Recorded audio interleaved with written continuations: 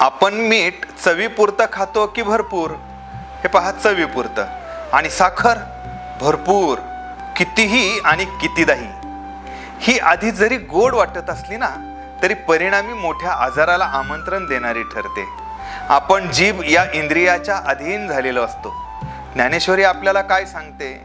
देखे इंद्रिया अधीन होईजे, तै शीतोष नाते पाविजे, आणि सुख दुःख आकळीजे आपण पे.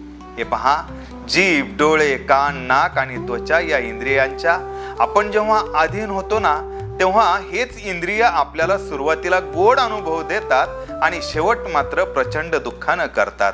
आणखी पाहिजेच्या नादात आपणच आपलं सुख निर्माण करतो आणि आपल्या दुःखाला देखील आपणच निर्माण करणारे ठरतो. म्हणून ज्ञानेश्वरी पुढे पर्याय काय देते?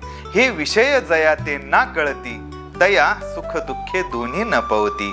या इंद्रियांच्या माध्यमातून भोगल्या जाणाऱ्या विषयांच्या बाबतीत आपण अज्ञानी असू तर भले आपल्याला सुख मिळणार नाही, पण परिणामी दुःखही मिळणार नाही. हे पहा, कोणताही विषय चवीपुरता म्हणून भोगतान तर सुखाचा अनुभव होईल आणि दुःखही होणार नाही, जणू अज्ञानात आनंद असल्यासारखं.